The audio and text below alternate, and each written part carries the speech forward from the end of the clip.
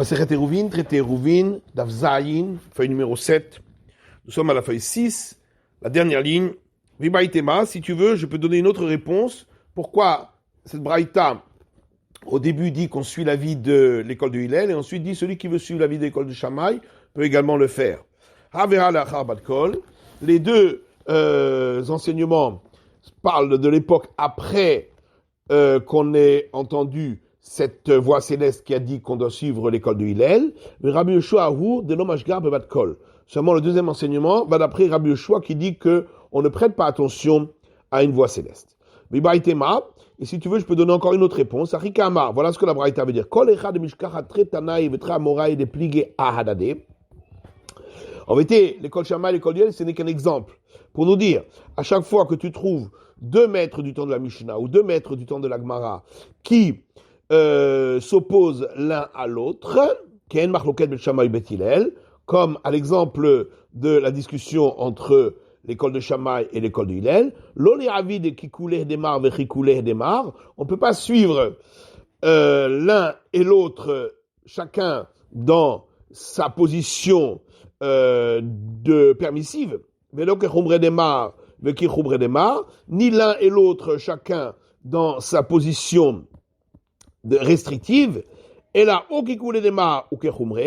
bien on suit l'un des maîtres et dans ses positions permissives et dans ses permissions restrictives et dans ses positions restrictives, ou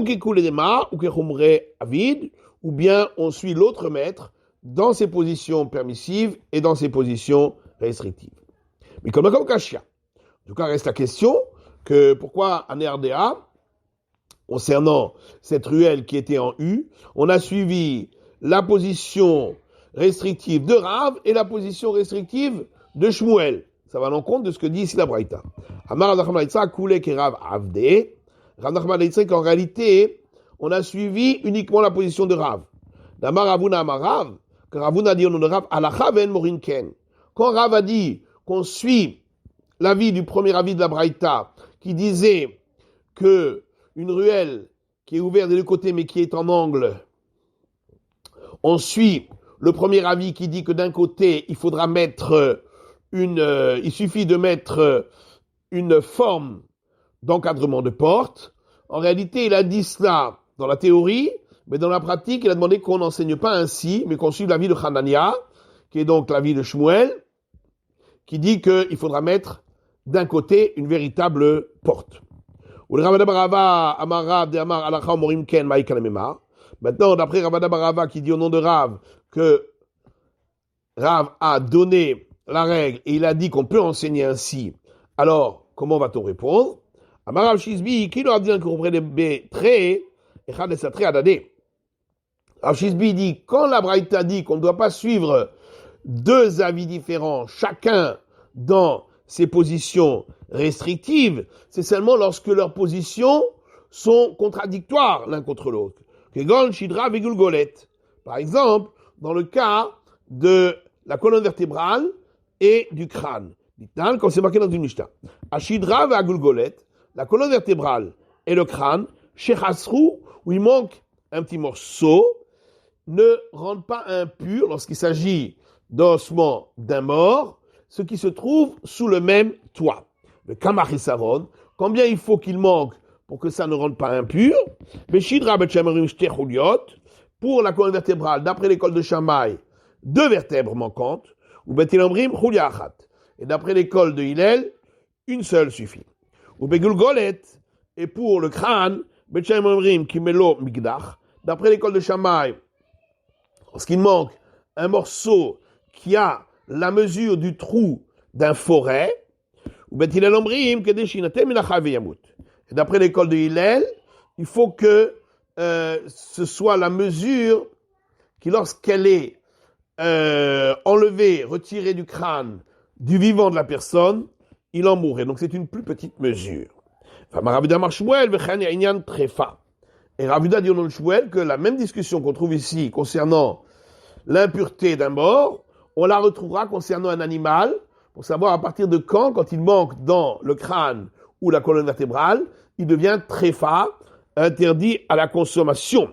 Et donc, si on suit ici les deux avis, chaque fois, on va dans le sens de la permissivité ou au contraire, dans le sens de l'interdit, ce sera forcément des avis contradictoires, puisque lorsqu'on est plus coulant au niveau de l'impureté, forcément, l'avis sera plus exigeant concernant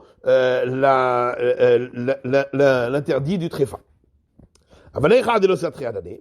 Mais lorsqu'il s'agit de deux discussions qui n'ont aucun rapport l'une avec l'autre, et donc suivre les interdits de chacun ou les permissivités de chacun n'est pas en contradiction, n'apporte pas une contradiction, Ardinan, on a le droit de le faire. Est-ce que lorsque suivre les interdits de chacun des deux avis, ça amène une contradiction? Est-ce que vraiment on ne doit pas le faire? Motif Ramesharshia, ensuite Ramesharshia objecte, à partir d'une braïta qui dit, Maaseh Rabbi Akiva, une fois Rabbi Akiva, chez Diket Etrog Bechad Beshvat, a cueilli des cédras le premier Shevat, Venag Boshli Sourin, et il a prélevé 2 dîmes. Echad Kelivre Bet Shammai, une selon l'avis de l'école de Shammai qui dit qu'à partir du premier Shevat, c'est le nouvel an des arbres, et donc c'est la nouvelle année, donc c'était déjà la 3e année, donc il fallait prélever la dîme pour les pauvres.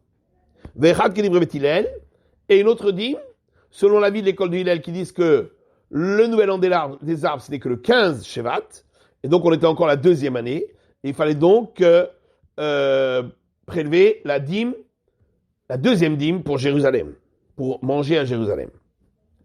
Et là, répond, Rabbi Akiva Gamré, il se tapait clé. En réalité, Rabbi Akiva, c'est pas qu'il a suivi les deux avis, qui sont contradictoires ici.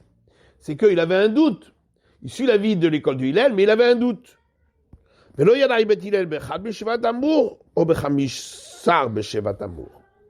il ne savait pas, est-ce que l'école de Hillel, pour eux, c'est le premier Shevat qui est le nouvel an des arbres ou le 15 Shevat. C'est pourquoi il a dû être restrictif, prendre l'avis restrictif dans les deux cas. Il a suivi chaque fois l'avis le plus exigeant. Il a dit Rav Yosef Kameh de Ravuna. Rav Yosef était assis devant Ravuna. Et alors qu'il était assis, il a dit Amar Rav Yuda Amar Rav. Rav Yuda a dit au nom de Rav. Machloket besratia mikan ou sratia mikan.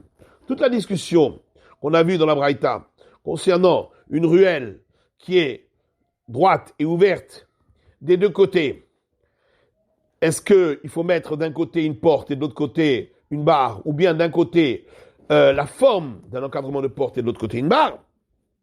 C'est seulement lorsque d'un côté la ruelle donne sur une grande route et de l'autre côté également sur une grande route.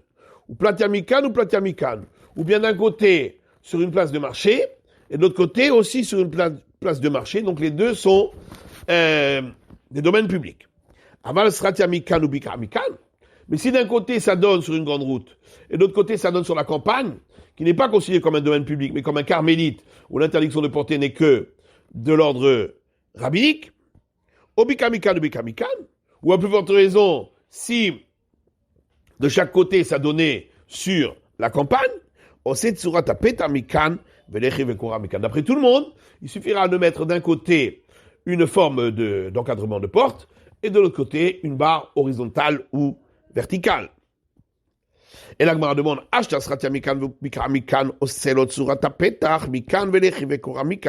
si déjà dans le premier cas, où d'un côté il y a une grande route et de l'autre côté la campagne, on a dit qu'il suffit de mettre d'un côté la forme d'un encadrement de porte et de l'autre côté une barre verticale ou horizontale.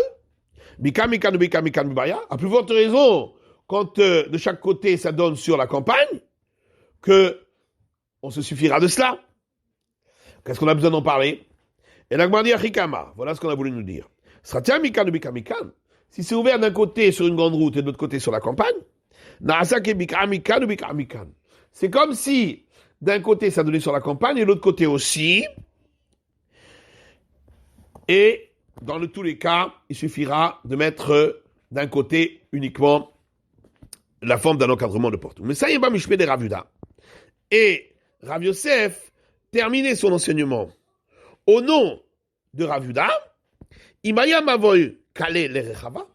Si, par contre, cette ruelle se terminait sur une arrière-cour d'une maison, Interclum, c'est considéré comme une ruelle fermée, comme une impasse, parce qu'elle donne sur un domaine privé. Même si l'arrière-cour elle-même donnait de l'autre côté sur une grande route. Et donc, on n'aura pas besoin de l'autre côté, de ce côté-là, de mettre quoi que ce soit. Amalé Abaye Rav Yosef, Abaye a dit à Rav Yosef, Hade Rav Yuda de Shmuel. Ce que tu as dit au nom de Rav Yuda, maintenant, c'est l'avis de Shmuel. Des Rav, parce que si c'est l'avis de Rav, Kashia des Rav à des Rav. Il y aura à ce moment-là une contradiction entre deux enseignements de Rav.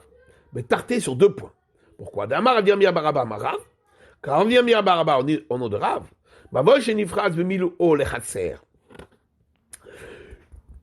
une ruelle qui est ouverte au fond entièrement sur la cour d'une maison, la cour de l'avant d'une maison. Et de l'autre côté, la cour est ouverte par une ouverture sur le domaine public. Khatser Muteret, on aura le droit de porter dans la cour ou Mavoy Assour, mais on ne pourra pas porter dans la ruelle. Ve'amai, et pourquoi donc? Ça devrait être exactement comme le cas de la ruelle qui donne sur l'arrière-cour de la maison. Dans les 2 cas, ça donne sur un domaine privé, qui lui-même donne de l'autre côté sur le domaine public. Amale Anna lo Yadana, il a répondu, ça je ne sais pas.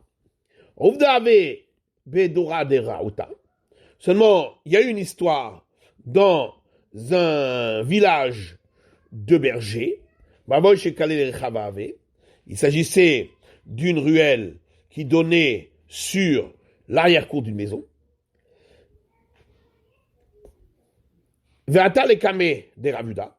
Et cette histoire s'est présentée, ce cas s'est présenté devant Rav Yuda. Il n'a pas demandé le moindre structure du tout du côté de cette arrière-cour. Et si effectivement, si on dit que c'est au nom de Rav, ça donnerait une contradiction entre 2 enseignements de Rav, alors effectivement, on dira que c'est au nom de Shmuel. Et dans ce cas-là, il n'y aura pas de question. Mais maintenant, dit l'Agmara, que Rav Shechet a dit à Rav Shmuel Baraba. Et certains disent à Rav Yosef Baraba. Asbera lecha. Il dit, je vais t'expliquer. Que quand on a dit que si la ruelle donne sur une cour, on ne peut pas porter sur la ruelle d'après Rav, c'est uniquement dans le cas où il n'y a pas eu de hérouve entre les gens de la cour et les gens de la ruelle. Par contre, quand on autorise, c'est dans le cas où effectivement il y a eu un hérouve entre eux. Des Rav à des Rav d'Amilokasha. À ce moment-là, on peut toujours dire que ce que Rav Yuda a enseigné, c'est au nom de Rav. Et il n'y a pas de contradiction entre les enseignements de Rav. C'est que dans le cas où Rav a autorisé, quand ça donne sur une arrière-cour, c'est parce que l'arrière-cour, il n'y a personne qui l'utilise, ou très rarement. Et donc on n'a pas besoin de hérouve entre l'arrière-cour et la ruelle. Donc c'est comme si le hérouve avait été fait, puisque de toute façon on n'en a pas besoin. Par contre, quand Rav a interdit, ça c'est dans le cas où on aurait dû faire un hérouve, et le hérouve n'a pas été fait. Alors dans ce cas-là, par exemple, quand ça donne sur une cour, le cour à l'avant de la maison, pas à l'arrière. Dans ce cas-là, effectivement, si le hérouve n'a pas été fait, étant donné que le mavoy, il est complètement ouvert sur cette cour, on ne peut pas porter dans le mavoy. Par contre, dans la cour elle-même, on pourra porter, parce qu'elle n'est pas complètement ouverte sur la ruelle, puisque de chaque côté, il y a des murs. Mais la ruelle elle-même est complètement ouverte sur la cour. C'est pourquoi dans la ruelle on ne peut pas porter, mais dans la cour on pourra porter. C'est la fin de l'étude de la feuille numéro 7 du Daf Zayin.